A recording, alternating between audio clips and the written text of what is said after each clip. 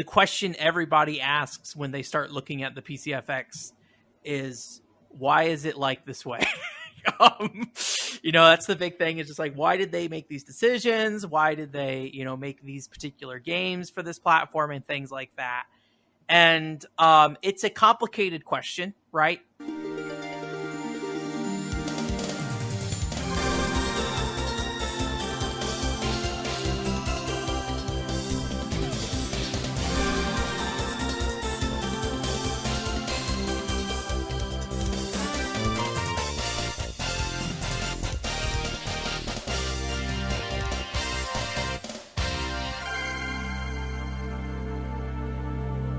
Hello and welcome to the PCFX Fan Club podcast. My name is Benjamin Yoder, one of your co-hosts, along with Matt.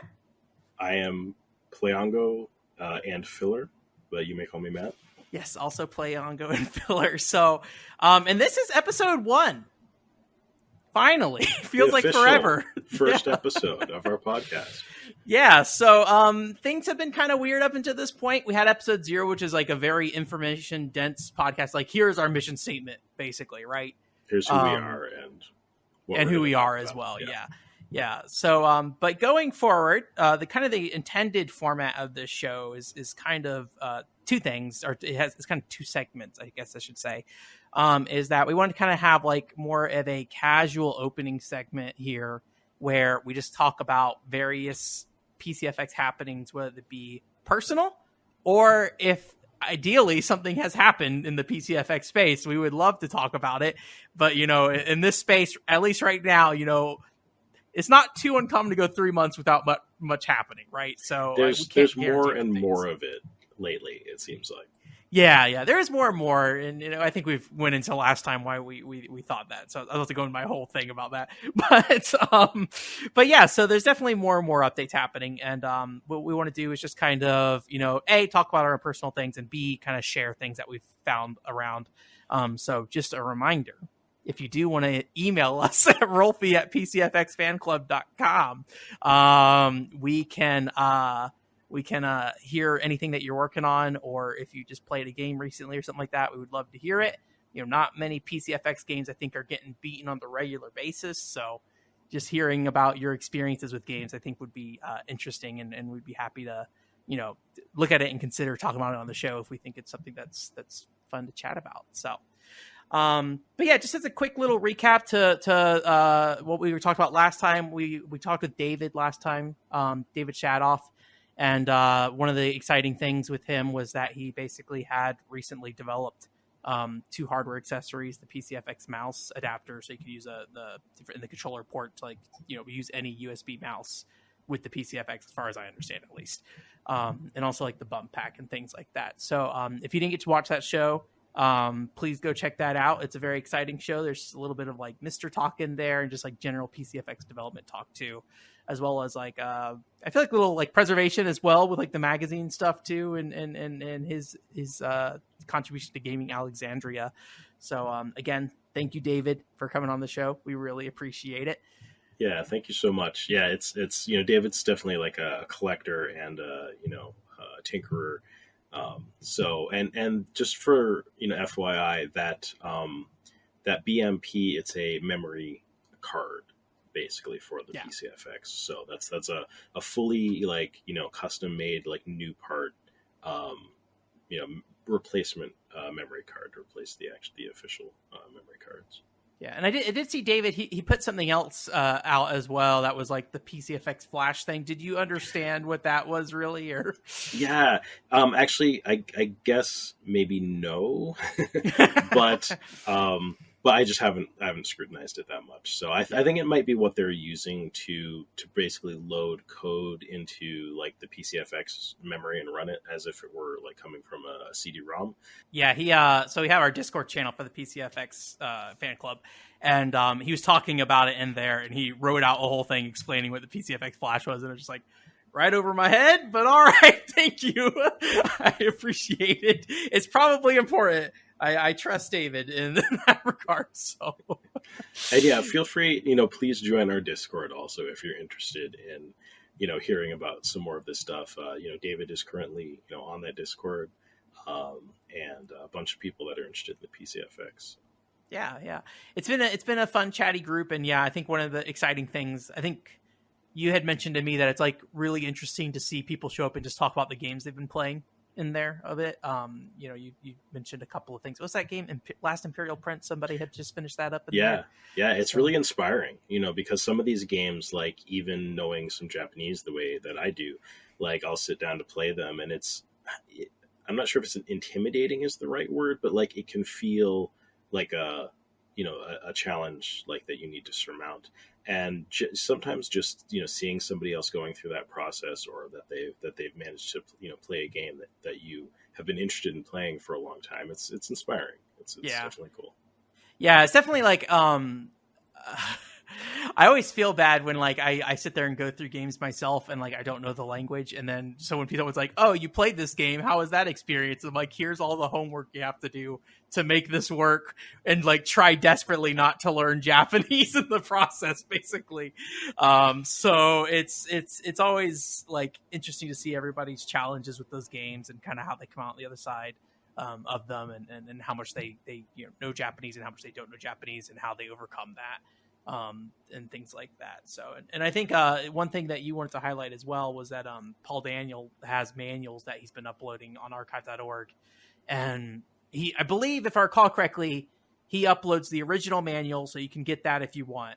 And then also uploads the version that's been run through like an OCR, like a camera translate, or I don't know what OCR stands for. It's like optical. Yeah, optical character recognition. Okay, that's what it is. So I think he runs it through that, and then you can get a downloaded version of that too, with everything kind of ran through there, which is not perfect, but a lot of playing PCFX games, if you don't know the Japanese, is taking what information you can get and piecing everything together as best you can. So, yeah. No, I think he sort of self-confessed it, like has doesn't know Japanese, just did a machine translation of some of the manuals. But yeah, it's super nice because there's nice high quality scans of a bunch, of manuals for the system. It's something that I've been wanting to do myself, and then go through and actually, translate them into English. So, I was looking through one earlier, and it's like, it's machine translation, so it's rough, but just that little bit of extra information can help so much with some of these, these retro games. Yeah, like I always talk about, I think Battle Heat gets a bad rap in a lot of ways, and there's good reason why. It's a very different type of fighting game than a traditional one, but this is that full motion video fighter. Actually, I think it's right here. And Battle Heat, you can find information online about that game, but it's usually just like how to put in inputs to do special attacks and things like that. It was kind of hard to find information about how the core game worked, especially when it came to like defensive play. So doing a machine translation of the Battle Heat manual was actually super helpful for me, because I began to understand, okay, how does spacing work in this game, and how does countering attacks and things like that work, which was not clear to me initially when I first played that game. Sure. So that stuff, I know machine translation has a ton of problems with it and things like that, but for the sake of just playing a video game, experience Battle Heat kind of thing, I think it's like a perfectly fine tool to use just to get as much information as you possibly can, right, for that. Sure. So yeah, we recently got some stuff for the PCFX recently. So yeah, so there's a few things I got, and then Filler, you got at least one thing I know about. So we thought we'd go through some of those and just talk about them really briefly. So one thing I went ahead and picked up specifically for the show actually was it's like a Rolfie I guess soundtrack CD thing that features, or like a mini disc thing, I guess. And it features like the opening theme from the Tonari no Princess Rolfie game on PCFX. I don't know why I was about to say that, but and it also has like an ending theme as well. And the big reason we wanted to get this was because we're using it for the ending of the podcast right now. So it just has like basically instrumental and vocal versions of songs on there, but it also has like the lyrics as well on the backside here too. And I still haven't gotten that to you, Filler, but Okay. Yeah. I was going to say, and which I think I was supposed to have translated, but yeah, if you didn't get them to me, then... I think I sent you a very rough like picture of them, but not like anything you could translate. So, okay. So ideally, hopefully, if I get off my butt, I will get those to you, and then we can put those up online. But yeah, it's actually, I think it came out alongside the game. I'm not sure. I see the date on here. It's like 97, and I think that's the same year that the game itself came out, kind of thing. So, which I guess worth mentioning that if you don't know for some reason, Rolfie is the PCFX mascot. So if this is your first episode, it's episode 1, so maybe, but voiced and sung by Marina, Ono Marina. Yeah, it's actually interesting. I was doing some research for this episode, and like I saw that the last case of Rolfie being used was like for some web portal, and it was like used as like a Dojin section image or something like that, and it was like until like 2015, which is like a weirdly long time for that just to be used still. But yeah, I don't know anything about the actual voice actor. I don't know, is she like anyone meaningful as far as you know? I mean, I haven't just done the research, so maybe she could be the most important voice actor ever. But for Rolfie, yes, yeah, no, she is. I mean, she like, I feel like she has maybe more of a musical career. I'd like to talk about her more on the podcast. I definitely need to do a little bit of research. I actually have an interview with her and stuff like that. And just, I think there's some more decent information about her out there. But yeah, she definitely she has, merchandise and stuff like that. Okay. So she's still active. Fairly popular. And active. Yeah. Okay, cool. Yeah. And is she the one that there's like a book that went online a handful of months ago that was like the script for something? I can't remember what it was. I don't think that was her. Okay, I know what you're talking about. It was signed, and somebody picked it up, and then they were like, "Hey, I have your signed." It was like a voice script. Yeah. Voice script, yeah. So you have something as well hiding. I do. Easter egg in the background. Easter egg for the beginning of the podcast. Right here. So yeah, this is some real hardcore otaku nerd stuff here. An animation cell. So when we were starting to do this and get into sort of podcasting about the PCFX and stuff, it was reminding me that one of my collecting goals has been to have a cell from a PCFX game, from animation that was used in a game. And, that's one of those things that can be a little rare, right? I'm not really up on exactly how animation cells make their way out of anime production studios and things like that into the hands of collectors. But I do feel like typically it's more of an unofficial thing than it is an official one. So, there are a lot of cells out there. And when I just happened to look on Yahoo Auctions Japan, and I was searching for some titles, PCFX games and things like that, I ran across this. And what was cool about it is it's from Megami Tengoku 2 on the PCFX, but it was listed as a Megami Tengoku anime cell, and it was clear that the seller did not know that it was specifically from a game, PCFX game. So it's interesting, even people that are dealing in these cells in Japan and things like that might not necessarily know exactly what they're from. I think Megami Tengoku has an OVA as well, so you can kind of see where that mix-up would happen, right? Yeah. Yeah, it makes sense. If you look, if you're familiar with the character designs from the OVA, the character designs in the PCFX game are slightly different. But yeah, it's interesting. I still stand by, I think that's the most exciting PCFX game for me to check out going forward. So I'm still really looking forward to that. It's a super interesting game, and I really enjoyed what I played of it. I feel a little bad that I didn't finish it and I haven't gone back to it, but it's fun.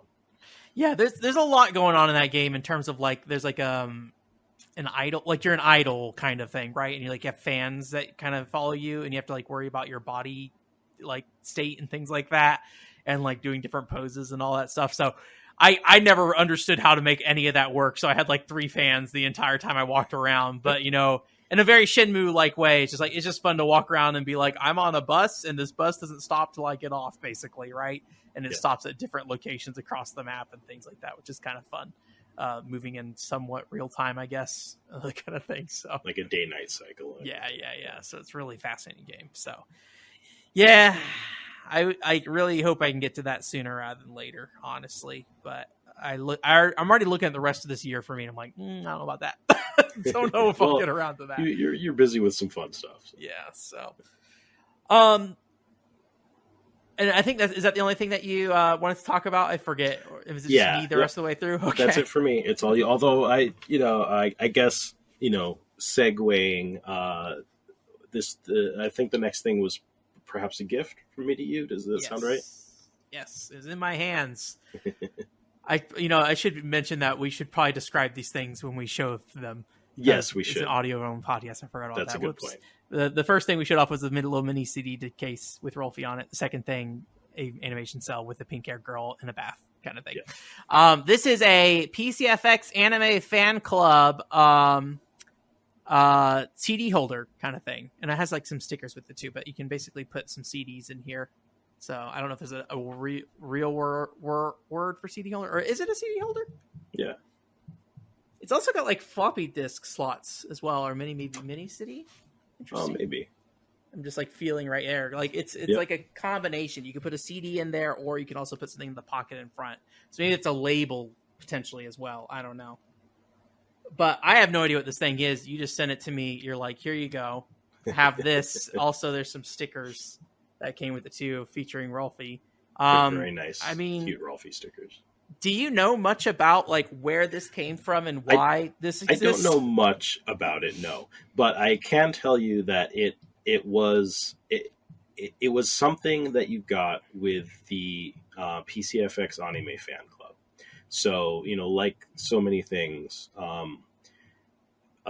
there's like some kind of club that you can join, and you might get like, little bits of merch or be subscribed to a physical newsletter or something back in the day. So that this is one of those things. I don't know if you had to buy it. I don't know if it was free. I don't know when it was released. But I've seen them, just floating around on Yahoo auctions and eBay and stuff, ever since the PCFX, was out. The other thing I got, unless you have anything else you want to say about that, but thank you for the CD holder and stickers. Other thing I got was the Blue Breaker. I don't know if it's like an art book kind of thing. I mean, it is an art book. I know that much. I don't know if that's what it was advertised as, but just like a bunch of colored art from the RPG on the system, Blue Breaker. But probably most important for us, there's like an actual staff interview in the back. So I need to get to the point where I feel comfortable basically unbinding this book and doing like a proper scan of it, basically. And at least scan the interview portion kind of earlier rather than later. But I just got that. There's a local convention, and they just had like a ton of Hunex stuff in a bin for some reason. A ton, 5 things. But still, it's way more than I expect any day of my life to run across a bunch of Hunex stuff. So at least in one place kind of thing. So that's interesting. Anything about the Blue Breaker book you want to say? Oh, I mean, other than the fact that it looks cool. It looks cool? Okay, yeah. Cool. It does look cool. Nice pickup, yeah. Well, I mean, and it sounds like, just a bit of serendipity there. I mean, 5 Hunex things in a box at the convention you happen to go to. Yeah. They're all very expensive. I only picked up one. It was probably more expensive than it should have been. Oh, that's it's one of those things where like, I mean, Hunex is a company that exists well beyond the PCFX, still around today. And like, sometimes I'll just come, like, there's a game store near me, and just like pretty regularly, they just have like a Hunex game there for some reason. But Hunex made a lot of video games. So sure. I'll just buy it if it's there. I'm like, this is an Otome game I'll never play on the PS2. Sure.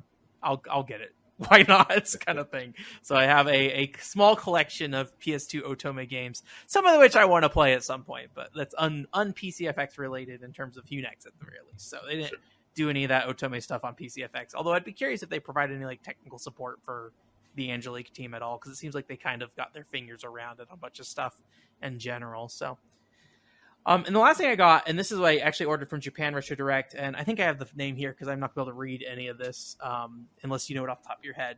I do. Do it. Zoku Hatsukoi Monogatari. Yeah. And so this game, I never looked into it, right? Anime girl in the front, probably a dating sim, right? That's the immediate assumption you make, basically. Or a romantic adventure game. Sorry.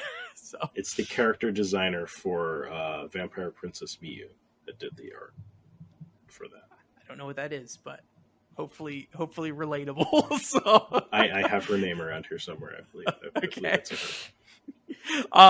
But yeah, so I picked it up just because I more or less anything that's like affordable for the PCFX, I just kind of grab and just get it if it is affordable, and don't worry about it because at some point I'll put it in and look at it. But I just did a little reading on it initially, and just to be clear up front here, neither of us I think have played this game to any depth at least. So I've never even put this disc in so far. But this is like a really interesting like romantic adventure game where it takes place like through different phases of life, right? And so it's like I think at the first part you're like in elementary school, the next part you're like in high school, and then I think the next part you're an adult as far as I can tell, kind of thing. Yeah, there might even be 4 parts. There might be like a junior high, a high school, okay, like an adult or a college or something like that. Yeah, and I thought that was like a really interesting concept, especially when you think of like romantic tropes in anime and things like that. Childhood friend is kind of a part of it, and I don't know if like all these parts are connected in a lot of ways or not, right? Or if they're separate sections you play separately from each other, or if like you play one part and go to the next part, kind of thing. But I thought it was interesting to show all those phases in detail. It sounds like based off what it's reading. But you brought up a point that I did not think about of just like, I don't know if this is like something you just had to concern yourself or if like it's something you've heard from other people before about, it being a romantic adventure game, but also a chunk of the game takes place when you're in like elementary school, and like, what are the moral concerns around that, right? Kind of thing. And so I never really thought about that. And I was kind of curious what your thoughts were on that.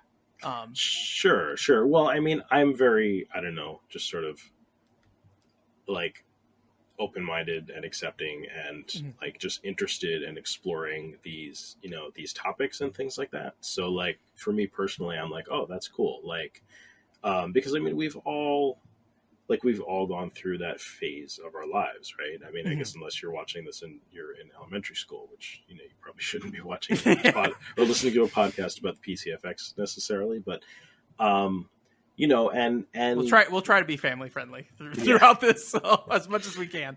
Yeah, but you remember, right? I mean, you had crushes, like you had a crush on your teacher, or the girl on the playground that you would pick on, or whatever, and just the idea that this whole team of people and a really cool the talented character designers and script scenario writers and stuff like that all decided to sit down and be like, well, let's make a narrative about that time in our lives that we've all gone through. I think that's cool.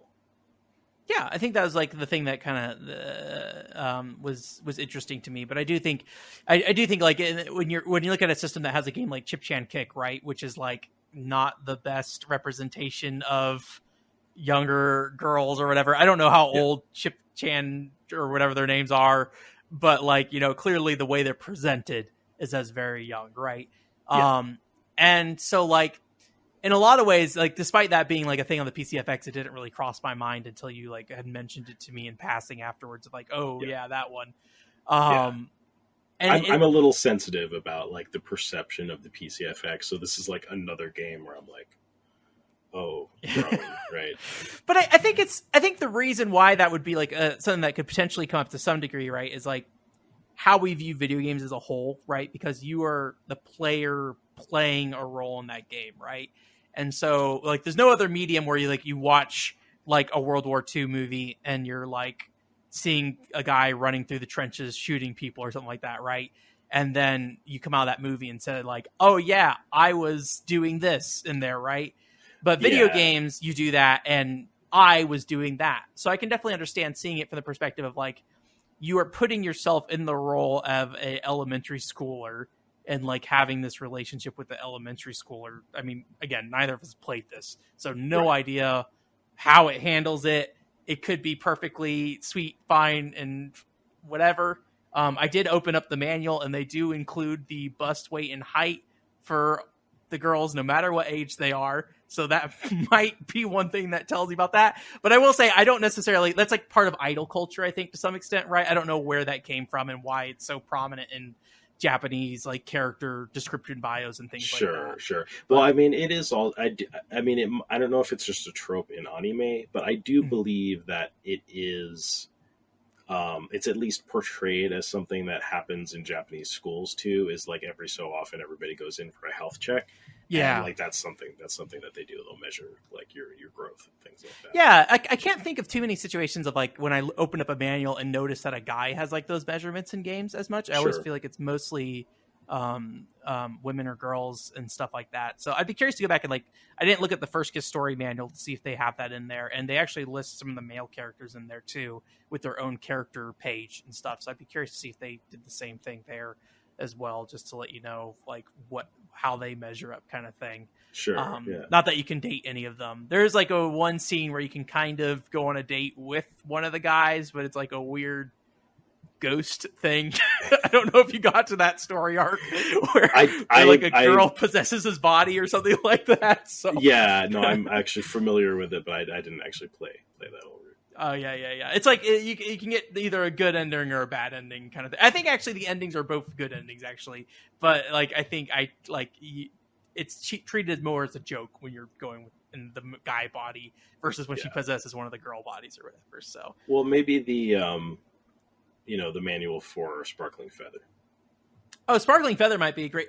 There's not a lot of stuff in the manual for Sparkling Feather, I will say. Okay. There's kind of it's a pretty, even for like a gameplay perspective, it is pretty dang slim on information. Yeah. But yeah, that might be a good example to look at as well, if I had done that ahead of time. But anyways, I just thought, I think it's like a fascinating like concept for a video game. I mean, I'm not the most experienced person when it comes to romantic adventure games.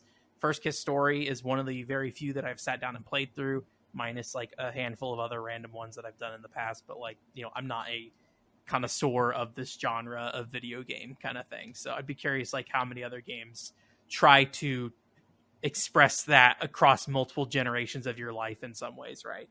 It's a really unique concept. And I do believe actually just, to be clear, this is not one of the games that is like rated mature or anything like that.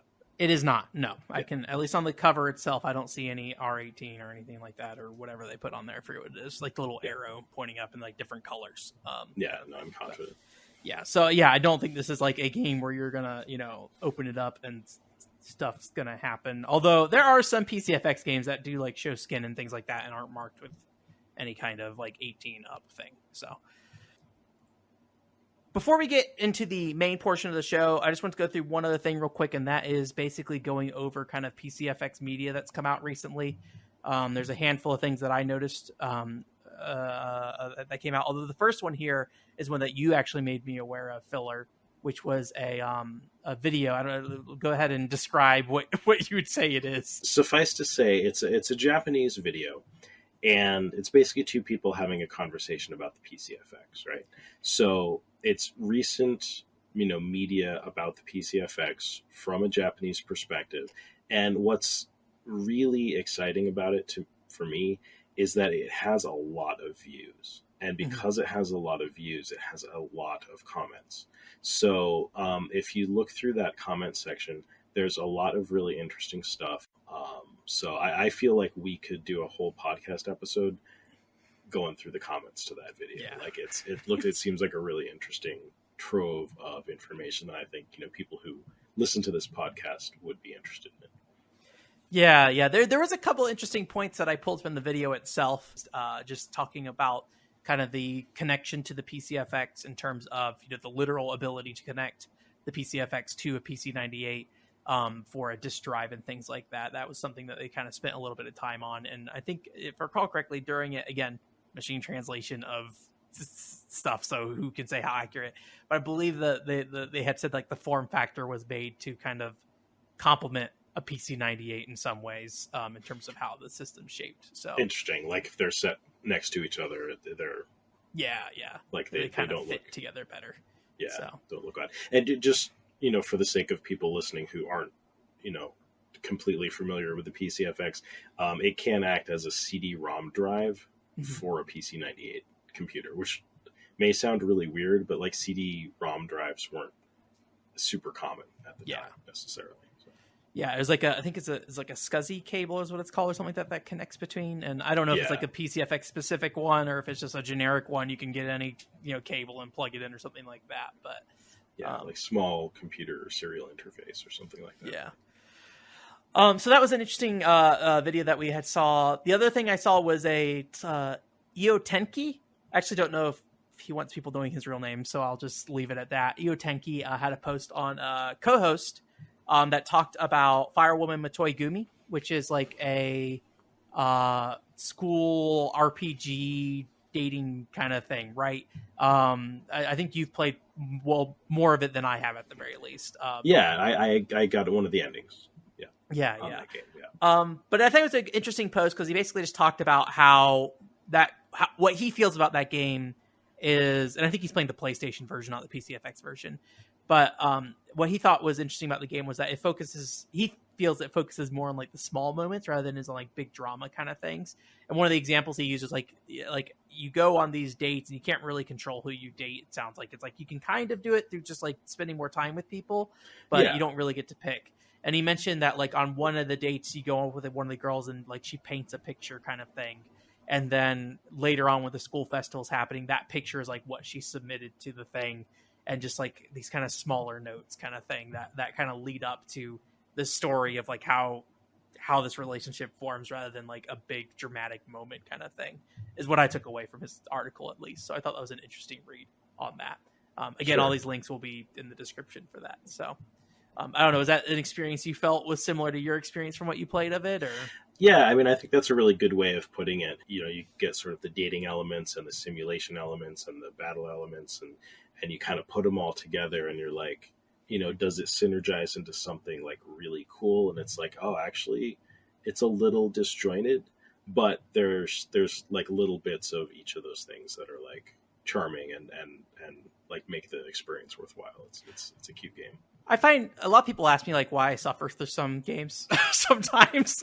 And a lot of times I think at the end of it, like being able to put together a whole picture of what you played can be really helpful in making you appreciate a game, even if like in the moment it maybe doesn't seem like the biggest thing ever, right? Mm-hmm. But when you can actually like put it all together and just kind of bow tie it, like it feels a bit more compelling when you do that versus when you just kind of look at it for the pieces you did see without seeing it all the way through.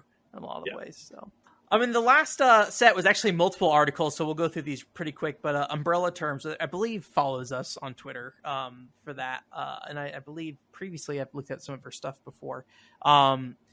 They played through a variety of the PCFX launch titles specifically. The big one that I wanted to just kind of mention was Graduation 2 was brought up there. I don't remember the Japanese name for it. I always forget it, but what kind of interesting point they made in that thing was that it actually, apparently the PC-98 version of that game came out the same day as like Tokimeki Memorial. And so they were kind of surprised like how many connections they saw between those two games, despite them being developed kind of separately from each other. There's always that thing that like, oh, which game did this thing first, right? But a lot of times it can be a lot of people kind of getting similar ideas all at the same time because of the environment they're in, and then ending up making something that ends up being really similar in a lot of ways. So sure. I thought it was a good read on that one. Team Innocent they talked about, and then also Battle Heat a little bit as well. And one thing that they mentioned in their Battle Heat article was that they weren't like a hardcore fighting fan. It was like, I'm also somebody who's not like really big into fighting games, and I wonder if that helps with like appreciating Battle Heat a little bit more if you're not already set into this mindset of like what a fighting game needs to be in order to enjoy it sometimes. Because I feel like Battle Heat gets a lot of heat pun there for the gameplay a lot of times. But they kind of, I think that game still has control problems, don't get me wrong.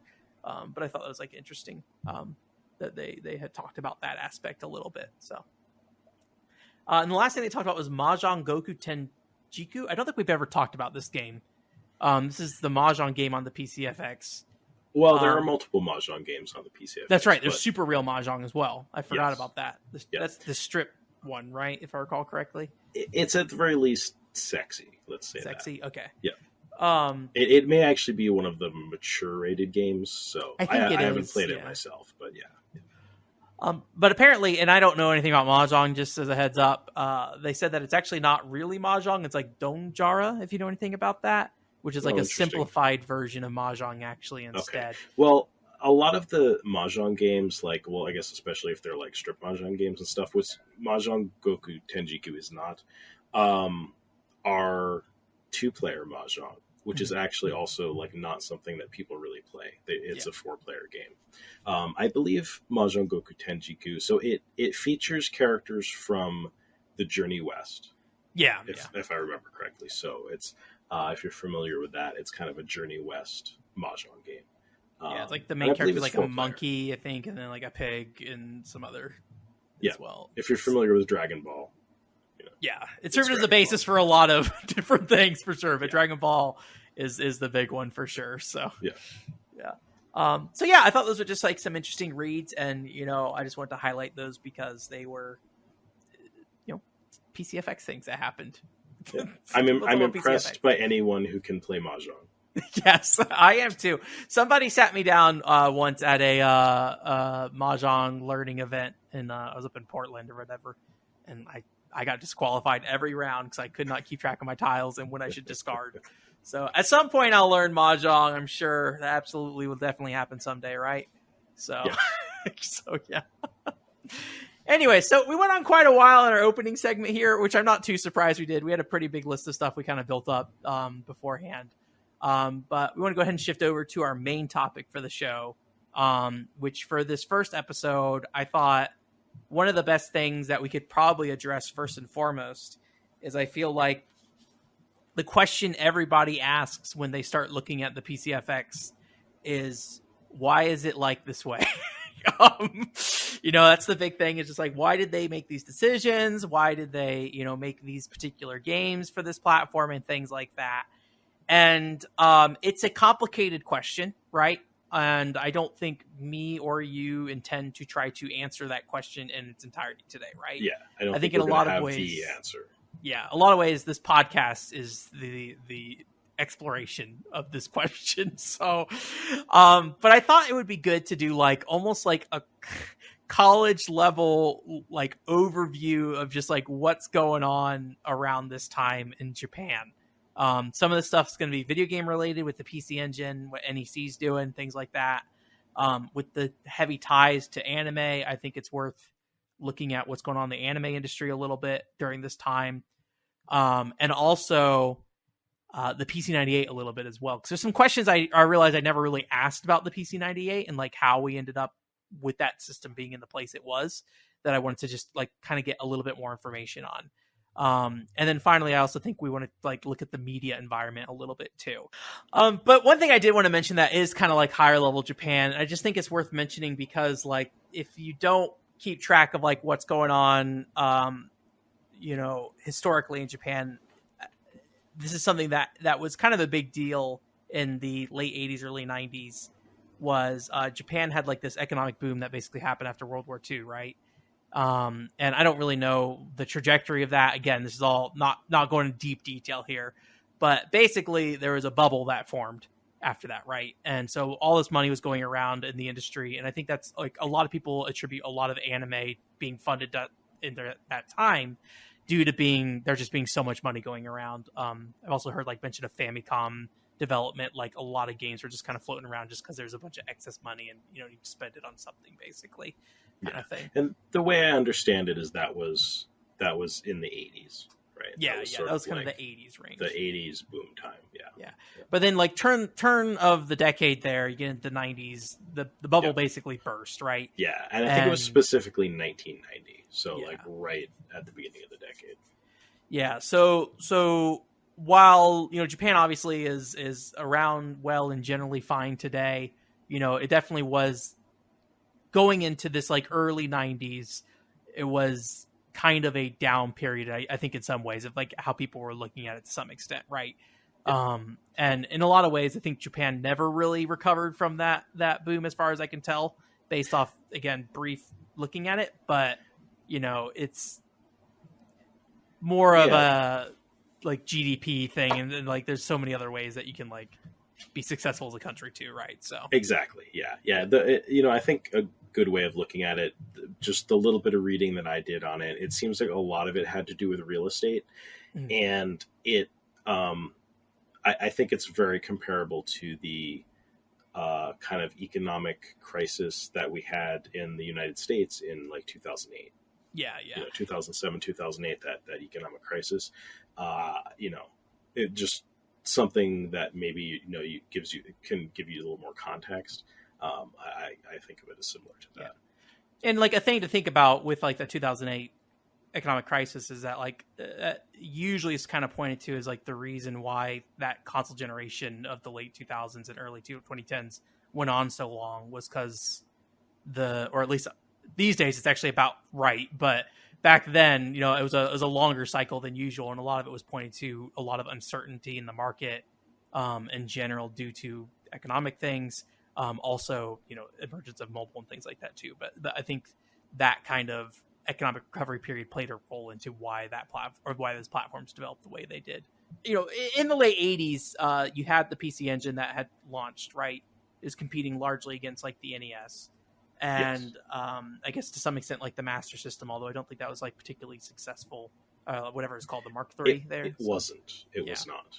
So, and so you have the PC Engine that came out on the market, and it was actually like surprisingly successful compared to like most other competition that came out at that period.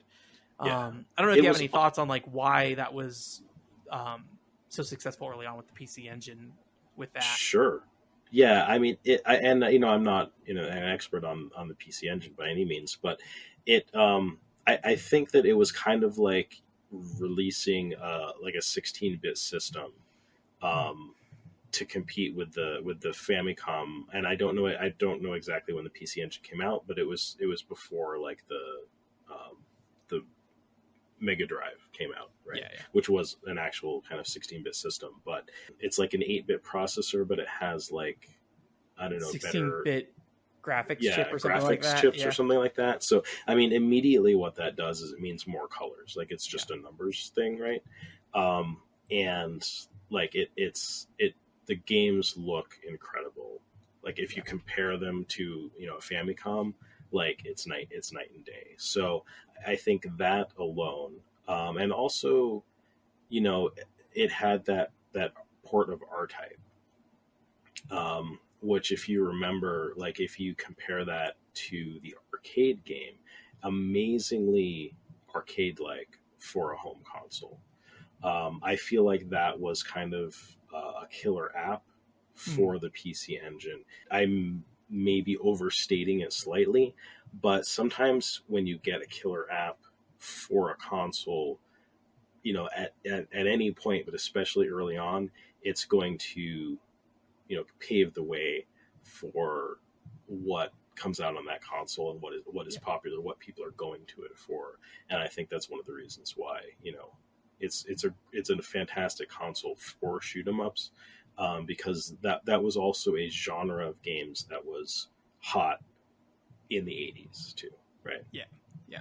I think you can just look at, even if you look at Nintendo, like platforms was like kind of their big thing, right? And their Yeah, platforms became kind of synonymous with that, even into like the 3D era, yeah, despite having things like Croc on the PlayStation and something like that too. But they're kind of known for that for on their platform. So I can definitely see that like once you get R Type in there, and that is your killer app, and that's like the people picking up the system. You want to deliver on another shooter after that to just keep feeding that audience, and that's what's going to generally sell, kind of thing, right? yeah. Through that lifespan for that. And that's actually one thing that I've always been kind of surprised by with the PC Engine. And I don't really know much about like why this is successful, but like I think at least in the US, when we look at add-on accessories for consoles and things like that, like CD players, 32Xs, things like that, most of those things were unsuccessful, right? And so I think a lot of us look at add-ons and say, there's no way these can work. And I think historically in the US market, for whatever reason, they have not worked. Mhm. But the PC Engine actually had add-on stuff that came out, with like the most popular being the CD drive on there, right? And like there's also Yeah. like different cards that you can put into the system that would like enhance the system. I believe like arcade card is what it's called or something like that too, Yeah, right? So I don't know if you have any thoughts on like why that aspect did so well there at all. But it is an interesting differentiating factor between, I think, the U.S. market with how accessories were handled in a lot of ways. Yeah, definitely. And I don't have a lot of insight into that personally. I think it is kind of important, for moving into the PCFX, just to acknowledge that the PC Engine like CD add-on existed and was popular and was successful, and it didn't really have any competition. Because when you think about it, I don't know exactly what the release dates are, but like its only competition in the space that it was occupying would have been the Mega CD. Yeah. And the Mega Drive was just not popular in Japan. So, or overseas, the Genesis was quite successful. But the TurboGrafx CD would have been like the only CD console for its lifespan. Yeah. And probably a large part of like not, if TurboGrafx, if Mega Drive wasn't succeeding in Japan with the CD add-on, the software is probably not going to be created for the U.S. market, or at least be able to be brought over from Japan, right? Where TurboGrafx, there's probably a lot more stuff you may have been able to brought over that was like higher quality and things like that, and a larger number of titles too, which might be part of why that stuff didn't make it over here, kind of thing. And I apologize, I worded that a little bit strangely, like. The Mega CD existed, and it existed in Japan, and there were but the Mega like the Drive Mega in Japan is like that. But it's it's just it wouldn't have been the kind of the premier CD console. No offense to the Mega Drive, it we're talking about the PCFX, so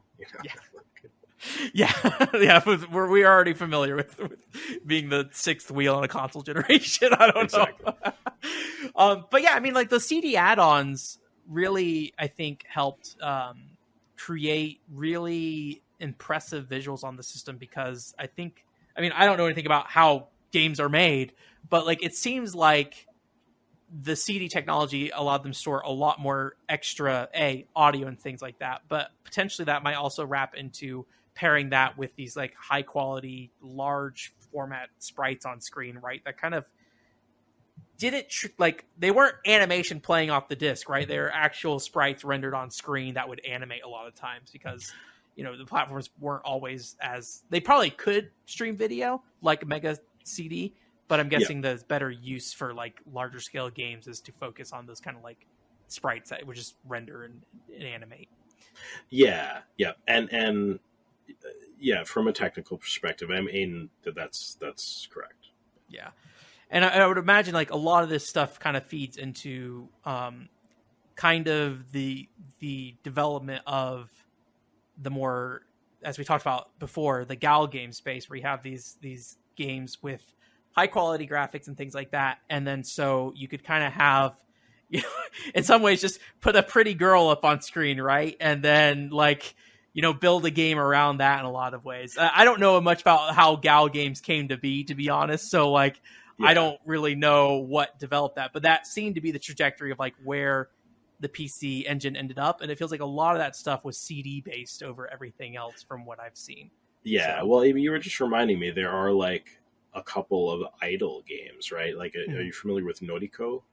I am on not, the PC no. Engine CD. Yeah. It's basically just, this Japanese idol, like popular, personality, probably a singer or whatever, and and it's this game where you're kind of like you're getting to know her, getting to go on a date with her, getting to listen to her sing her songs, or whatever, stuff like that. So in terms of like what was happening on it was called the Super CD ROM, I believe is how you say it. It kind of later in its life, sort of leading into GAL games, because from what I understand, you had things like Galgame and Eroge and stuff on PCs way back in the 80s, right?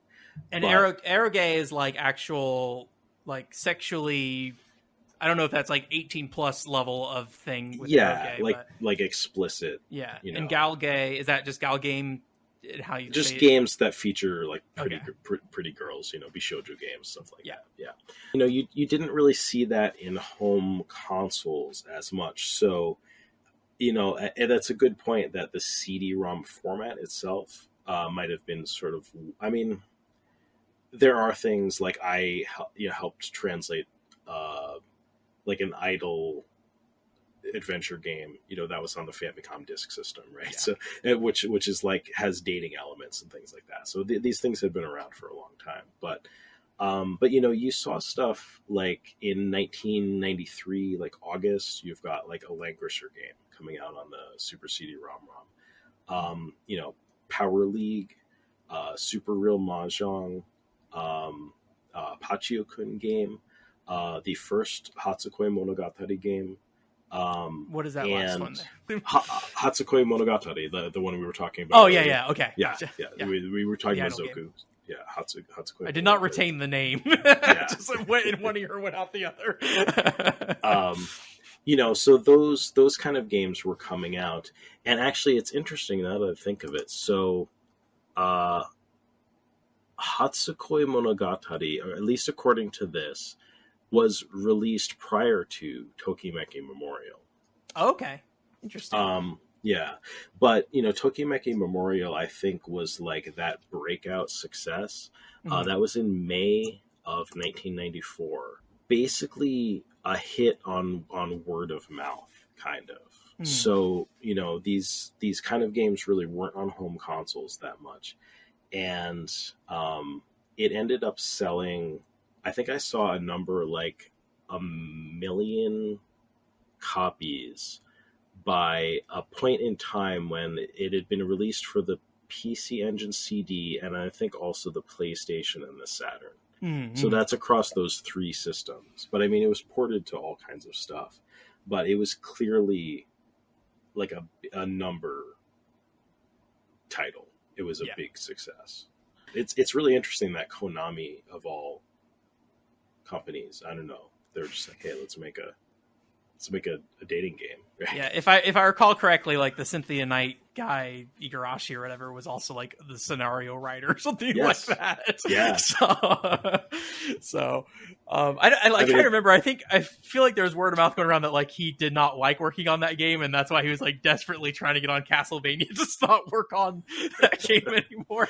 But... Well, I was gonna say, like, I feel like there's some sort of like hot vampire like dating simulation that we missed out on. Yeah. But to get back to the PC98, we touched on this a little bit last episode, but the Japanese PC market was like really, in some ways it's like very similar to the US, but it's very different like who the players were, because NEC, maker of the PC Engine, PCFX, was the biggest market share of like hardware producer, right? And then also like clone systems and things like that. So I mean, they basically were PCs in Japan. Yeah, basically, like they were like Microsoft. Yeah, I guess Microsoft's an operating system. Yeah, although Microsoft did try to like enter the market with like the MSX or something like that, if I recall correctly. True. But I don't know the details of the MSX's history anywhere near well enough to talk about that. So they were the IBM, I guess, of Japan. Yeah. But one thing I didn't really ask until I was like doing research for this episode was like, why were the markets separated, right, between the US and Japan? And I did a little digging just to try to like figure out if I could understand, why. And I actually pulled up like this editorial from the editor-in-chief of InfoWorld at the time. Unfortunately, I don't have the date of when it came out, but essentially it was talking about, I think it was Compact entering the Japanese market, and basically being very critical of Compact's handling eventually the Japanese market. And it seemed like a lot of what he kind of mentioned was the problem with US manufacturers versus Japanese manufacturers is that early on, it was really hard to do Japanese character sets on PCs that were like Western produced. And so NEC, it sounds like, kind of went and made components more based around that. So by the time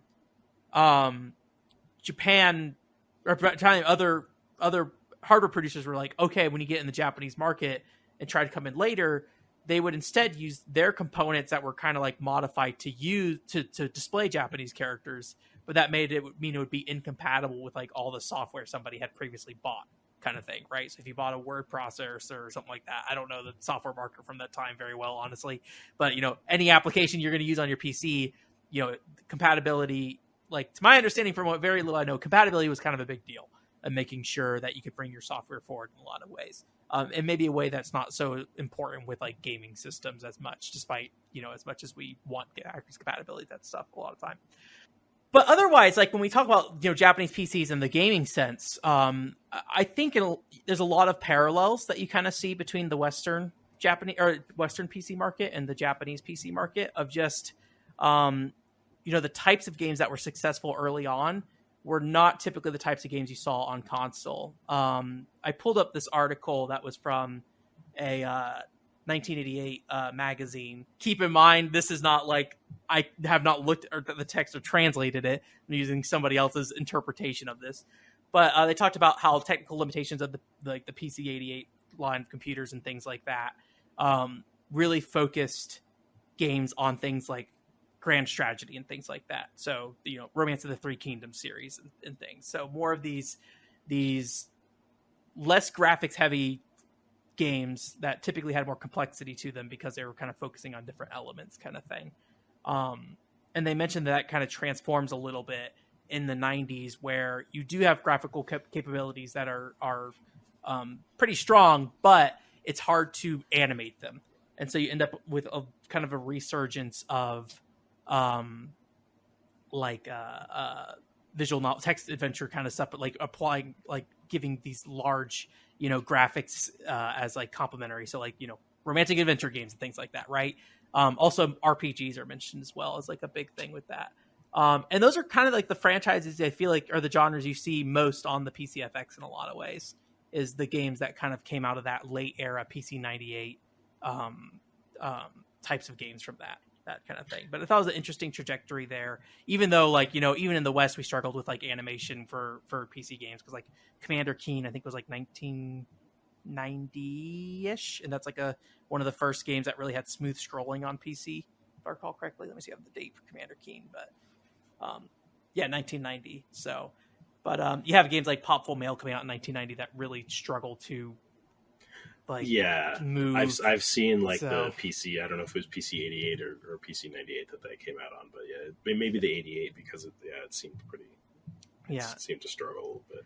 So like by the mid-90s, you had some games like that, like Rusty, the big PC-98 Castlevania clone everybody knows. That's like, that game moves, right? So like eventually they kind of overcame it, but like it seems like this kind of early limitations kind of like set in these different genres as like the focus for a lot of these audiences. And because these are more expensive devices, I think you had more adult, people kind of coming into this, and like so it's aiming at a larger or older audience than like consoles were. Yeah, so. Sure. And it's a different piece of hardware too. I mean, I think video game consoles are viewed sort of more like toys. I mean, Nintendo was a toy manufacturer, right? Games, they made playing cards and stuff like that, and computers are like something that you do real work with, and then you play. I don't know. Yeah. Adventure games on. Yeah, I mean that stuff. Something. There's always cross, right? There's always exceptions, right? So it's not saying per se that like there's no examples of either or in either directions. Obviously there are, but the big thing is like just that you can kind of see how that path ended up the way it did based off limitations and things like that, and also like why so much of that market got segmented off in Japan in that way for that. And so NEC, being a big player in that space. As far as I understand, like the reason why PC-98 died out later was largely due to Windows 95's implementation and like some of the technicalities of that and the hardware needed for that, which kind of made it so they had to go to more universal hardware, which then got the market to the point where you didn't need to be an NEC product to be compatible between basically all of the software you have basically. And then so like, but that wasn't something that was happening until, 95-ish, right? So after the PCFX is already out. So, as these like kind of series, while still, popular on PC, I think there was a lot more of a shift off to platforms like the Sega Saturn and things like that at that point. So yeah, so I mean, we were talking earlier about the sort of the bubble economy and the financial crisis of like 1990 in Japan. mm-hmm. And something that I've been thinking about in terms of the PCFX in particular is the idea of media mix. So this is not exclusive to Japan. I'm trying to think of what it's called outside of Japan. Is it Um, interactive but media or something like that? I don't remember what it was. yeah, I think that's it. But basically, it's the idea of not just releasing one product, right? That you're going to basically be sort of merchandising your product into different categories. So, some of the stuff I was reading about, is basically pointing out that the animation industry, obviously the financial crisis affected it, right? And what you ended up seeing was, I think, the big companies could weather that, what was going on, right? And you still had like a lot of cool, like big stuff, Studio Ghibli making cool stuff, Gainax coming out with Evangelion in '95. And, I think as somebody who was maybe into anime in North America, or like, I mean, I was in the US or just outside of Japan, it anime took off here. Yeah. But in Japan, like it kind of seems like maybe the 80s was like more of this, like anything goes, we're making OVAs, we're like, we can greenlight all kinds of stuff. And then all of a sudden what you're seeing is what they talk about are these committees. So I think what the committee system for producing these shows is it's you have like kind of different industries. So it's sort of like, okay, like we're not just going to get people together, we're going to make an anime, we're going to make a video game, we're going to make a manga, we're going to it's going to broadcast on whichever satellite channel and stuff like that. And so they coordinate all of this and release this across a broad spectrum. So with the PCFX, you do see things like Megami Tengoku. It has an anime, it has a video game, right? There's other merchandise for this stuff, right? Some of these things were pretty big merchandising opportunities, right? Stuff like Blue Breaker, I was surprised. You just got an art book for it, right? But there's a lot of them. There's a lot of Blue Breaker merch, right? And a lot of Blue Breaker, a lot of First Kiss Story. A lot of First Kiss Story. Yeah, lots of First Kiss Story. They really tried. Yeah. So, I think if you think about the PCFX, from that perspective, it's coming out at a time in the 90s when media mix is a big thing. So I think you see the PCFX being a part of that. You got anime in my video game, right? Like, why is that? Yeah. And like the kind of the core goal of all that is it like introduces multiple revenue streams, right? And so when you have a hit, you're pulling in more than just, in the case of like a animated movie in the late 80s, you're just getting like kind of the ticket money initially, and like if it takes off enough, maybe make media and stuff around it, right? Or other things around it. But if you plan from the start, you can have all those things in place and in some ways like reinforcing each other, right? So you see this, like Pokemon's maybe the greatest example of something like this, right? Where all these things just feed into each other in a lot of ways, which is interesting. So, but you mentioned earlier like Evangelion and things like that, and like I the only thing I know about Evangelion is whenever I boot up Anime Freaks Volume whatever that the song is on, I get a copyright flag every time on YouTube because of the theme. And like, but like in the early 90s, there was actually kind of a lot of pretty popular shows kind of taking off, right? You have like Dragon Ball Z, you have, I think Yu Yu Hakusho kind of around this time, right? And Sailor Moon. And these things, I mean, I was very baby young at this point. So like, I don't think these things really took off too much in the West until probably the late 90s, right? I feel like around 96, 97, 98. Yeah, well, like stuff. Me specifically, I got into anime like in '95. Like Yeah. that was the year that I got into it. Um, so yeah, I mean, I guess it depends on what you consider like taking off and things like that. But I know like Sailor Moon started broadcasting on TV here around then, Mhm. so like that was pretty big.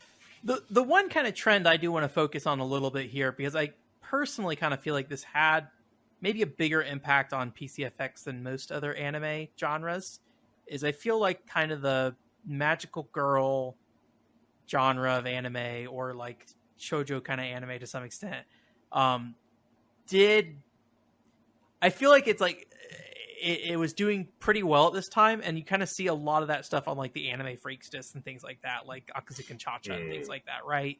Yeah. We mentioned before there's like the OVAs that were produced for the Anime Freaks, because they included these special anime episodes on each of their, like the first three are Private Idol, which is an idol who's like a show star who also transforms, as far as I understand, into like an actual superhero or something. It's weird. I don't really understand it, honestly. I haven't played the Private Idol translation, but like she hits somebody with like what looks like a lightsaber at some point, but it's just like a glass rod that breaks or something. I don't know.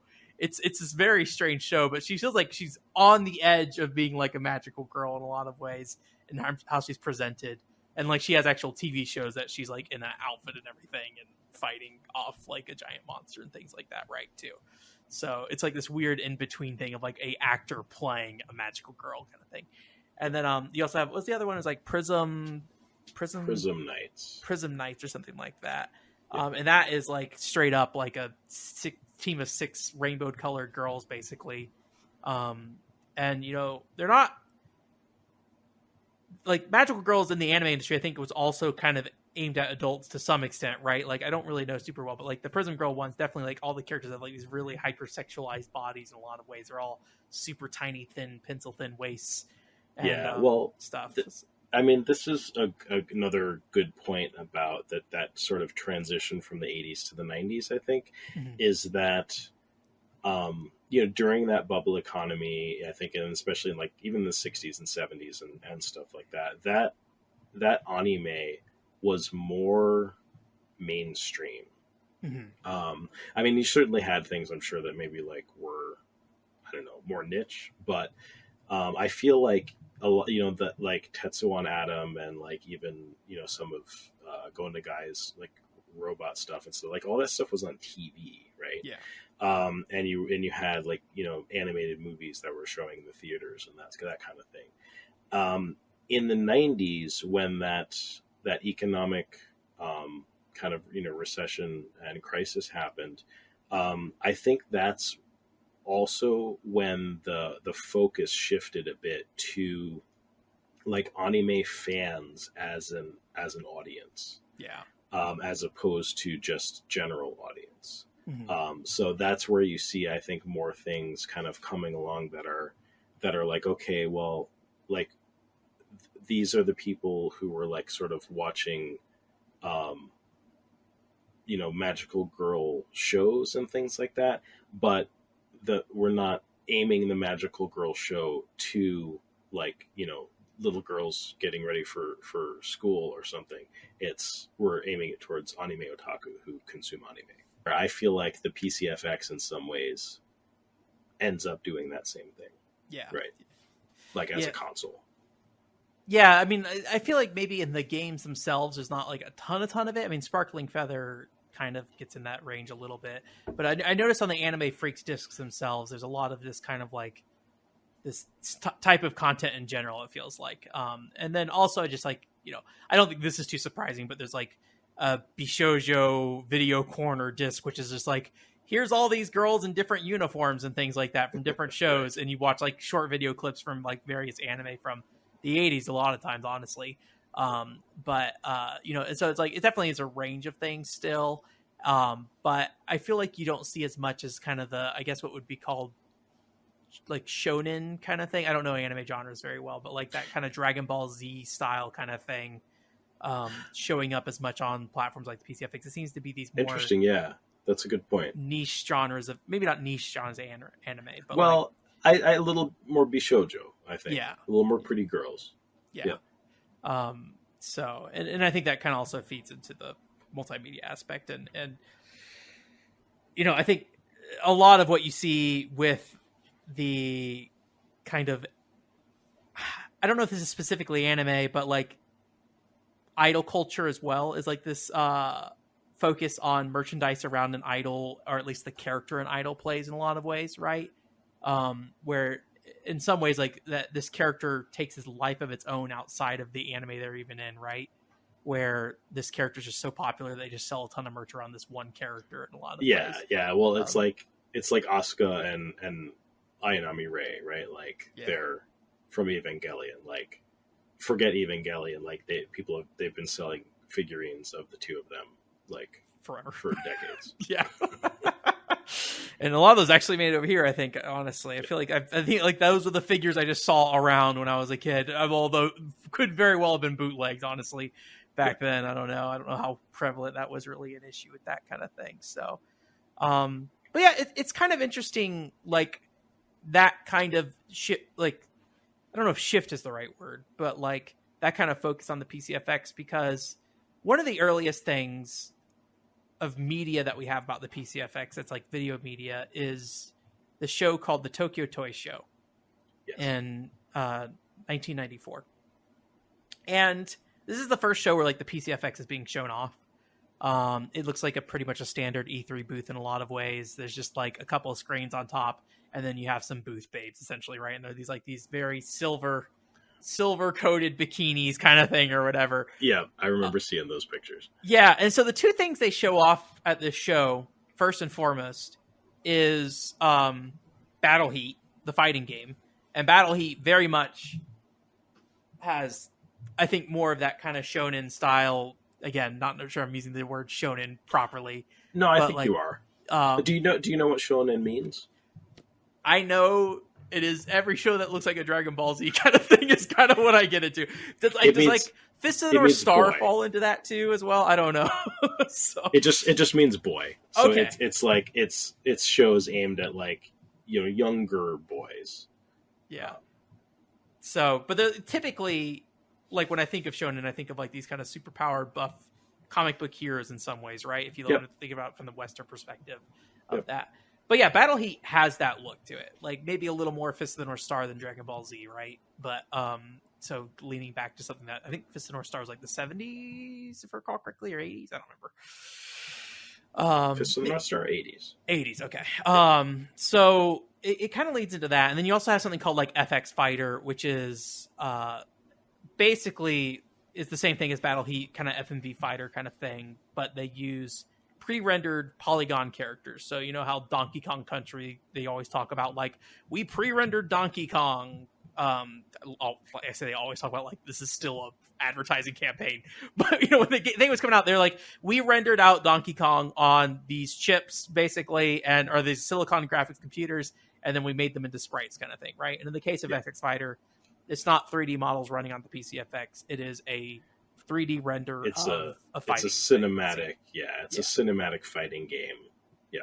I mean, may I talk a little bit more about that?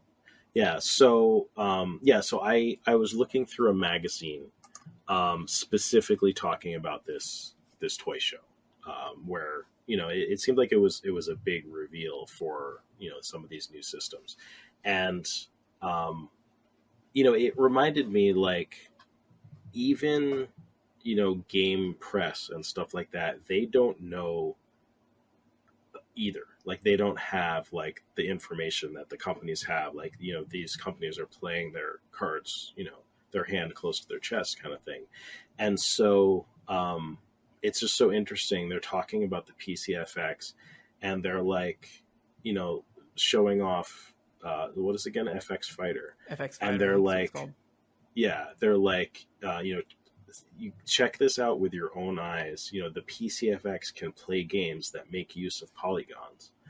And it was so interesting because I'm like, oh yeah, like that is still a thing that's out there. And I think, so at the same show, the Sega Saturn is also demoing. Mm-hmm. And I think something that's important to remember is at this point, the release date for the PCFX is undecided, and so is the price. And for the Saturn, the release and date and price are also undecided. But Sega are a huge arcade game company. So that's really like, they've been making home consoles, but in Japan they haven't really been popularly successful, right? Yeah. I mean, they've people have bought them and there's games for them, and the Mega Drive did fine. But they're making the Saturn, and they have Virtua Fighter, which was huge in the arcades. It was a 3D fighting game. And I mean, there were some 3D polygon games in the arcade previous to that. Hard Driving, I think, was that the one? Hard Driving sounds right. I mean, it's the thing that, like, there's almost always something that came first before the thing that got popular, and then Virtua Fighter gets kind of credited with it, right? So yeah. So here you are, like, you can play Virtua Fighter at this toy show, right? And people are also speculating, oh, here's this game that looks like Virtua Fighter, and the PCFX, it can play polygons too, maybe. Yeah. Which I just think is super interesting. And I think it kind of significant too, because the PCFX, it really has this fighting game like slant to it, right? Like the way the controller is, it's got that 6-button fighting game layout. And so in this magazine, they're also talking about how popular fighting games are at this point, right? But it seems what like... year was Street Fighter 2? 1991. Okay, so it had been out a few years at that point. It had been a few years, yeah. But yeah, the PCFX, it was all cinematic fighting games. Yeah, there's actually, I don't remember when this was shown, and it wasn't, as far as I can tell, at least on the photos I saw at Tokyo Toy Show, there's actually like a third fighting game they had that they showed off pre-release that was like a bunch of guys in like streetwear with a green screen behind them. Yep. And I forget, like, my brain is saying Fighting Street FX, but that's probably not it. It might have been something, Fighting Street or something. It looks like the most budget thing produced, of just like someone had to throw something together in the next 10 minutes. And it kind of feels like in some ways that these three games are duking it out of which one's going to be visually more appealing in some ways. But yeah, it is kind of interesting. I never thought about just the heavy focus of fighting games early on the system. But also, like, you don't really see any of the Bishoujo stuff either, right? No. One thing I did not realize at this point before was that Rolfie was not at least publicly seen at this point. I'm going to take a strong guess, maybe did not exist at this point as well. Rolfie I don't know did for not sure. exist. No, she was not a thing that, so, and I'm just, speculating here, right? But, so when was it? Tokimeki Memorial, basically became a hit on a home console as a dating simulation. May 94. So that was like 94. A month before Tokyo Toy Show, basically. Exactly, yeah. And I think this might have come up in our Discord. Hearsay, chatting, talking, but the attach rate for Dokusei 2, the idea that was really high for the PCFX, that a lot of people who owned a PCFX owned Classmates 2. Yeah. That was that port, a port of an Eroge from the PC-98. And I feel like something like that can alter the trajectory of where a system is going. Like, I'm thinking of something like the PlayStation Vita. Sony was trying a lot of stuff with that. They were trying to do the Uncharted series on it, which from everything I heard was super cool. They were doing things like Gravity Rush on it and things like that, right? And these are like cool, almost PlayStation 3 looking games. And they realize at some point, oh my gosh, these are way too expensive to make, and we don't sell enough of them and make enough money on the Vita to do any more of these. Yeah. And what happens? Atlas publishes Persona 4 on the Vita, and it's a smash hit. That's another one of those games that, like, the attach rate is really high, and it's a port and it's a remake, and it wasn't expensive for them to make, and it's a JRPG with flashy anime graphics, and so that's what you get on the Vita after that are a bunch of anime RPGs and adventure games and stuff like that. So, does Dokusei come along and do that for the PCFX? I think it depends on, when and how much do you think Rolfie is like invested as like the key figures that console? Because like Dokusei 2 was like 1996, so that's already pretty deep in the system's library or history of its lifetime. So I think probably what you would see more likely is maybe they were seeing the success of like a Tokimeki Memorial on the PC Engine, and as they kind of roll out into 1994 and things like that, they're seeing that potentially lining up against platforms like the Saturn and PlayStation, that those platforms are probably going to dominate kind of the 3D space in a lot of ways. And so maybe you see a shift because of that kind of thing, right? And like maybe backed up by Tokimeki's success on the PC Engine, and then also PC 98's historical success with those kind of games too, right? Yeah. I mean, because Anime Freak Volume 1, I mean, that came out in August of 95. Yeah. So just to kind of like know, like when Rolfie actually showed up, seemed to be around, I don't know that like the initial date, maybe they revealed her earlier, but the first time she showed up at like an actual show was the Tokyo Toy Show in 1995, so almost a year later from this.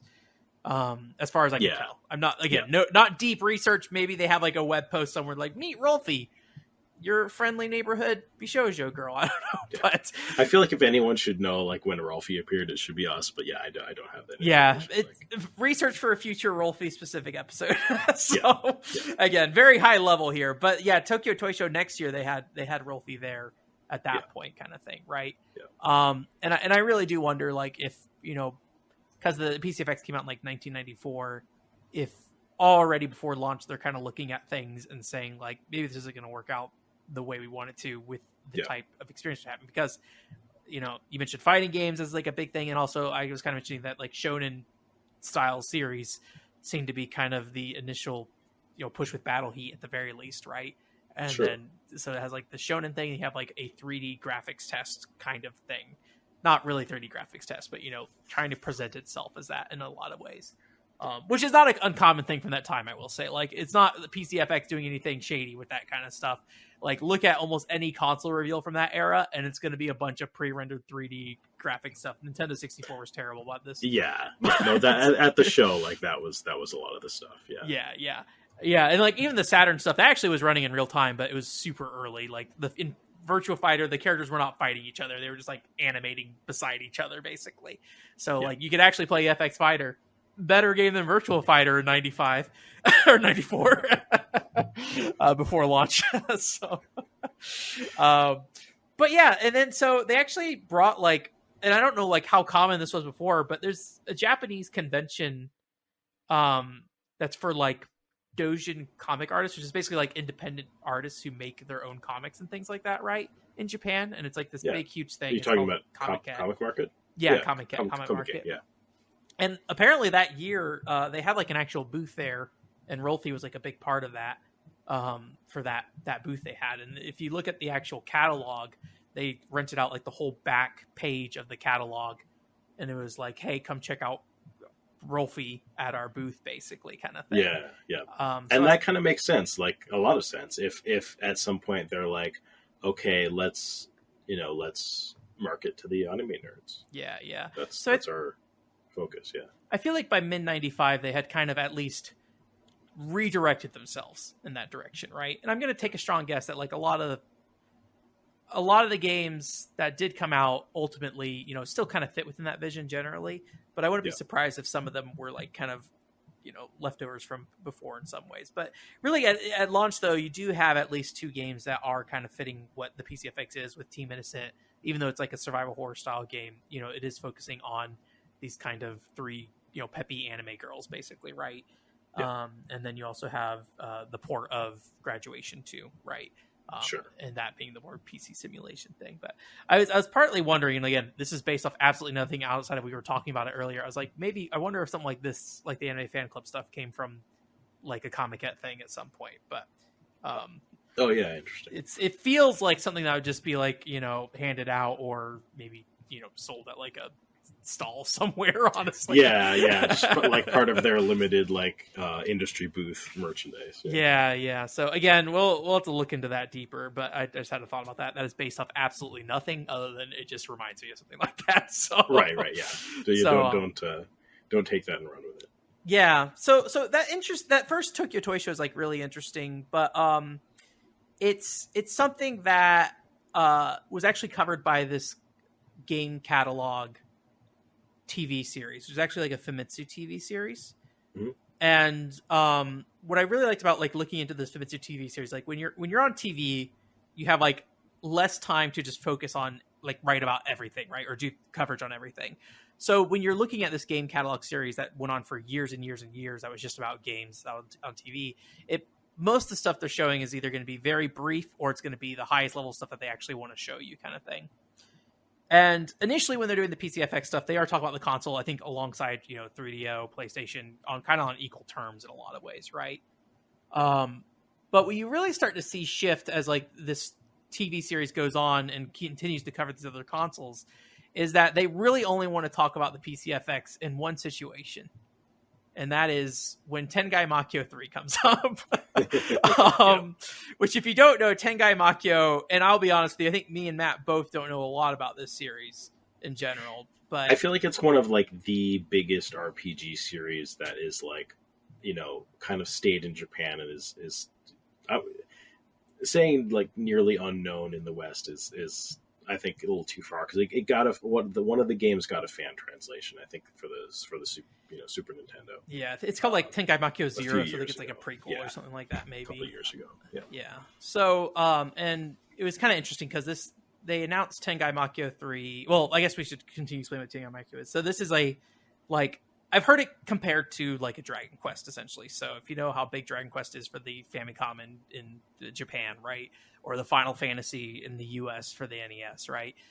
It basically is that PC Engine's version of that. And it, as far as I can tell from what briefly I know about it, like read about it and like listened to other people talk about it, kind of the key thing about it is it's got kind of a sense of humor to it, because it's like this weird, as far as I understand, like foreigner view of Japan in a lot of ways. So everything's kind of exaggerated with various stereotypes and things like that of Japan, despite it being a game made in Japan, right?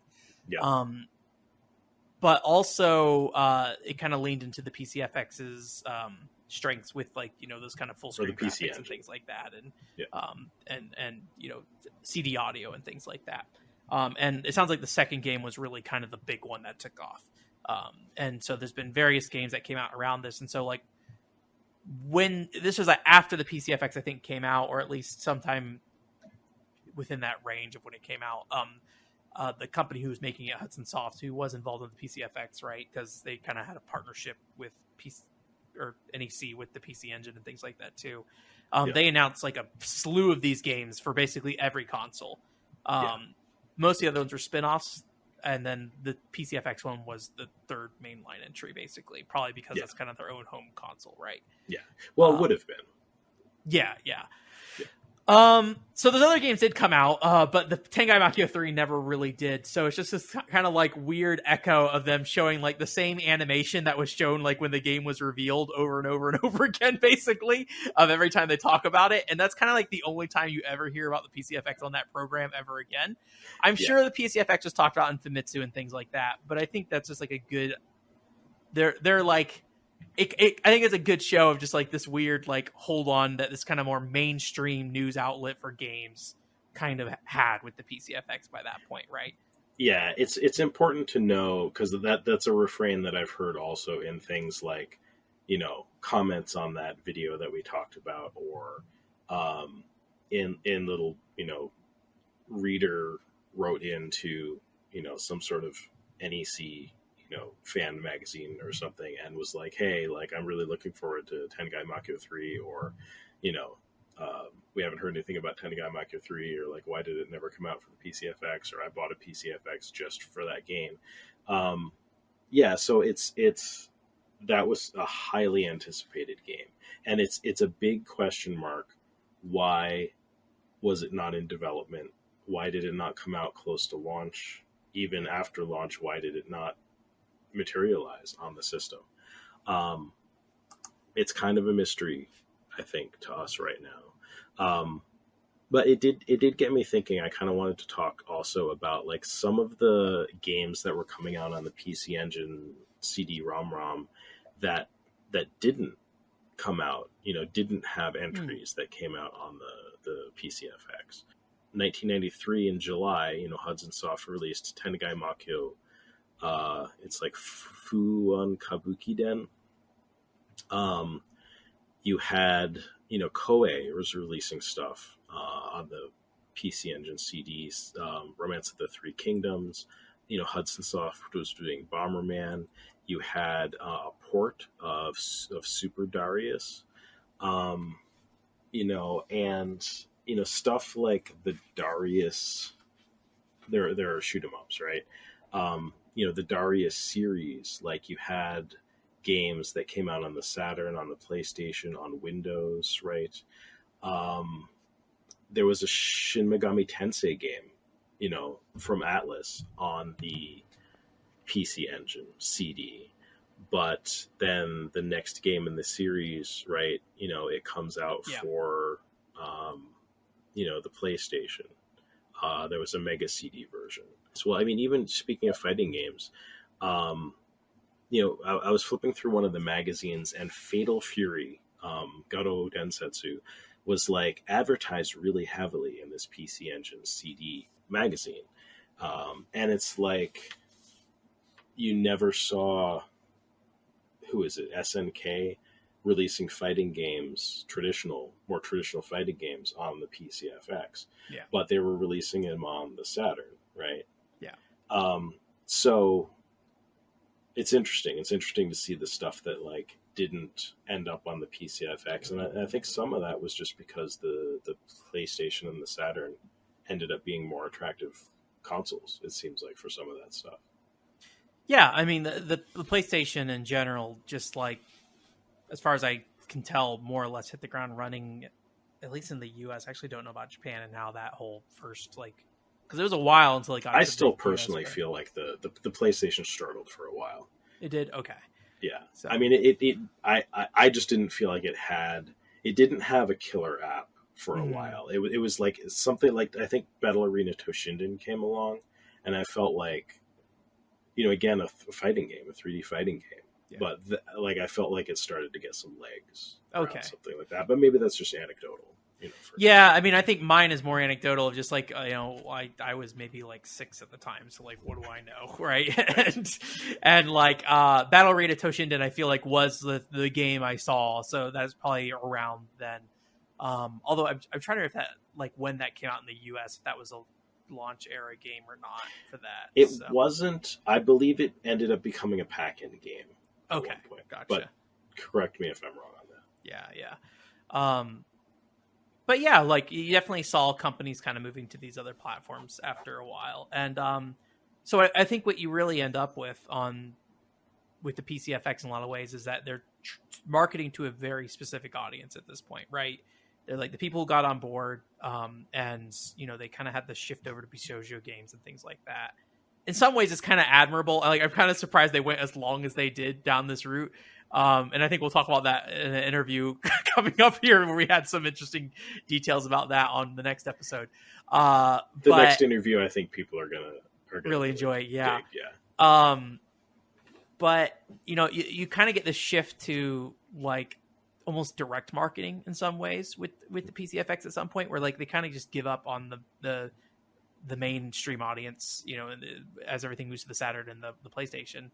And, we talked a little bit earlier about like anime fan clubs. And then you've mentioned multiple times, like PCFX Times. Is that what it's called? Or PC? Yeah. It's actually just called PC Times, I believe. Yeah. Kind of I don't even know what you call it, like an NEC fan letter, newsletter or something. I'm assuming it's the kind of thing you could probably just get at video game retailers, right? Yeah. And like, I didn't really ask for the show, like how much knowledge do you have of those things? You just aware that they exist, or do you have any like specific details about what was going on in those? Really? Well, I mean, so I've acquired a handful of issues of PC Times, and maybe just one of, I think I got one of the anime fan club newsletters, things like that. So like PC Times is general like NEC stuff, but it's specifically like video games, right? So it's not, they're not like just going on about like PC hardware or something. So you know, the issues that I have are like sort of heavily like talking about PCFX games and stuff, but there's interesting stuff. There's like reader write-in stuff. So it'll be people being like, hey, like I'm super stoked about the port of the, you know, the Oh My Goddess game coming to the PCFX. This one guy's like, yeah, like I run a video game store, and like, you know, please send us more copies of PC Times because we, you know, we run out of them or something, you know, and stuff like that. You know, very, very like self-promotional kind of stuff, but super interesting. Like, I know one of them that I was looking at, there was like a bunch of licensed games, like 3D games from Capcom, running on something called like it wasn't even 3D card, but it was like 3D something, their 3D system. I'd have to look at it again, but I was like, what in the world is this? And, you know, it seems like NEC made a 3D card that you could put into like Windows machines at the time. So, you know, it's stuff like that. It's a variety though, right? But it sounds like it's maybe a little more hobbyist kind of thing in some ways. Sega Visions, I think. Did you ever... that was like a magazine, I think, specifically from like Sega, and it was like literally, it was just like a huge advertisement for Sega stuff. I mean, a lot of ways, Nintendo Power, is the big one in the US thing. at least. I was trying to think earlier, like what other connections you could make to other regions, because I don't really know the magazine market in those different regions, but But yeah, like there's also the PC Engine magazine as well, Mad Machines or something, which is kind of its own separate thing. And I don't know if that's like owned by a third party, if that's a direct first party thing. I know like sometimes here in the US it'd be like PlayStation Magazine, but it's owned by, you know, Ziff Davis or something like that. I don't know, but yeah, I have not looked into that. But yeah, you have things like PC Engine Fan Magazine. You know, that's the one that had like demos of you know, PC Engine CD games and PCFX games. Yeah, like three PCFX discs, I think, specifically, right? Yeah, yep. That's pretty exciting. Like being able to have like purchased a magazine with a demo disc for the PCFX in it. Yeah. Like at the time, that's a pretty cool thing. And like I think Dengeki like had their own like PC Engine specific magazine. Yeah. But it sounds like all of this is kind of wrapped up in NEC as a whole in a lot of ways with a lot of these things, right? Like it sounds like it's PCFX is a part of what's being talked about in a lot of these things, but it's definitely not the focus of it in a lot of ways. Yeah. Find me a PCFX magazine. I don't think that exists. One thing I did find, and I didn't do like a ton of reading on this, but I found transcriptions of PCFX radio broadcasts that were like, basically great. Like little radio broadcasts just talking about various games and stuff and things like that. So there's like a website I found that just wrote up, like, I didn't have all of them, unfortunately, but it had a good chunk of them. So I think that's something we'll look at again in the future, but I thought that was a really interesting thing.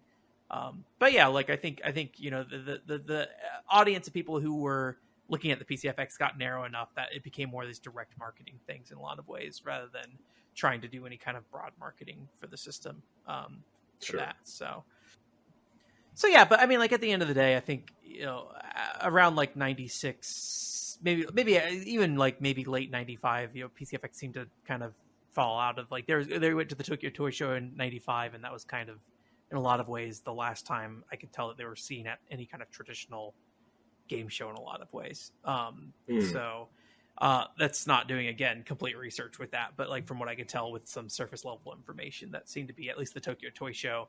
You know, PlayStation and Saturn and Nintendo were showing back up, but PCFX is pretty much off the plate at that point, and in a lot of ways. So, but I think more, you know, what we really and kind of listing out like all these different things between these different industries and things like that. The big thing we want to just kind of show today is that the environment, you could see how someone ends up putting the PCFX where it's at in that environment, right? Where you have a history of how certain games sell on your PC platforms, right? You have a particular machine that, you know, has a particular strength of like video playback and things like that already. And we didn't mention in the show today, but like, you know, the PCFX hardware was kind of developed before a lot of this other next gen hardware was being developed. So the specs of it were pretty different, right? And its strengths were pretty different. And you can kind of see how like all these things come together with kind of the anime industry shift to like this multimedia thing, and then pushing that kind of content on the PCFX, like just trying to find a place in the market essentially, for where this system could go. Because it was a crowded market, right? 3DO did surprisingly well in Japan, despite in the US. There's actually a video that Speedy Noel did recently that talked about the 3DO in Japan. And I didn't mention the 3DO, but it was out at that by the time that show was on. So like the PlayStation wasn't out, the Saturn wasn't out, the PCFX wasn't out, but the 3DO was like, hey, here's like the games you can play on it. Yeah, and then there's also like platforms like the Playdia as well, and that's doing like video playback stuff too around that time. So it's just a lot of players in the space. Yeah. So so I guess for me specifically, at least, like I kind of viewed a lot of ways of how, you know, in the US you had at least like Sony and Sega really push for that kind of like teen market, because, you know, Nintendo was viewed as like kind of the kiddie platform, right? And I felt like Sega was like, we're for the teens, and then I feel like Sony was like, but we're for the even teener teens, the later teens in a lot of ways, right? We're for the edge. Yeah, the edgier teens, and like the kind of that was, I don't know, differentiating yourself, thing, right?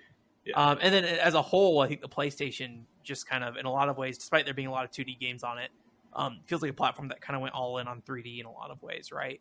And that was kind of its focus, and the Saturn, you know, kind of ended up there, but initially was kind of wavering, it sounds like, between the two initially. Yeah. I think it's important also just to mention that the Saturn was hugely popular in Japan. Yeah. It was Sega's most popular system ever in Japan. It's easy not to completely miss that point, like in North America, because it was not popular in North America. Yeah, when you look at like Sega nostalgia in Japan, it feels like the strange other world that happened, where they're like, oh yeah, the biggest platform of all, the Sega Saturn. You're like, oh hello, but yeah, it was really big there. Yeah. So an alternate reality where the Saturn. Yeah, was... so it really just kind of, and maybe this is like trying to find like a question sort of answer. I don't know, answer to the question. I don't know, but like it just feel like that they were just trying to find what made them unique, and using their past experiences, they were like, hey, look at this space that seems to be developing and getting big, and then maybe we can be successful in that space. So anyways, like I said at the start, this was not intended to be like a foolproof close-cut case on like a close-shut case on like what the PCFX is and why it is the way it was. It was more of just trying to kind of open your mind that other things were going on, and there are things worth considering, I think, is maybe the bigger thing out of all of this, right? Not so much to present a case that this is what, you know, actually happens with the PCFX in a lot of ways. But I think that can be a big thing in the first place, is just realizing that there's multiple angles that you can look at something sometimes. And if you just look at it from a single angle all the time, you know, it's very easy to sit there and be like, why did they make this decision when clearly this platform was succeeding in this way? So why didn't you just keep reiterating on top of what you were already doing? I think, and you have mentioned in a past podcast, I don't know if it was on this show or not, that like you're not going to win over people with like a side-scrolling shooter when that console generation launched, right? The market was going in a different direction than what PC Engine games were successful then a lot of times. So exactly, it wasn't as clear cut. I mean, like Tokimeki Memorial had just come out and blew up. Yeah. And, you know, that's not the time to release, you know, R-Type 3 or something to sell your new system. R-Type FX. Or was it Star Soldier? Yeah, is that R-Type the Hudson FX. one? I don't remember. Yeah. Well, I'm still kind of bummed that never came out. But well, you got I mean, Zero Egar. Close enough. Yeah. And it's got anime cutscenes. There you go. They made it work. Yep. Yeah, I'd be curious. I think they figured out a way to sneak a shoot 'em up. Yeah, honestly, I'd be kind of more interested in like the decision making behind some of those games specifically, because those are like kind of the outliers in a lot of ways, right? But like Kishin Zenki as well. But anyways, that's gonna be it for this week. Thank you guys again for coming for the show. We appreciate it. Like we said, we have another interview coming up as kind of the next thing on the channel here in the next couple months probably. So look out for that. Otherwise, thanks for tuning in. As we have previously mentioned before, we have a Discord channel, so if you want to go ahead and join the Discord channel, feel free to do that. We also have that email address if you want to contact us there, rolfie@pcfxfanclub.com. Go ahead and send an email there as well. And we'll be for consideration for inclusion on the podcast. Yeah. It could be included on the podcast, or we might do some kind of like sideshow thing that's like, let's, if we got enough, gather everyone's comments or something like that, right? But yeah, we'll be looking forward to that, and we hope you guys are looking forward to the next episode of the show. And we appreciate you guys taking the time to listen to us this week. So, all right, thank you guys so much for listening, and hope you guys have a great week. Bye. Take care.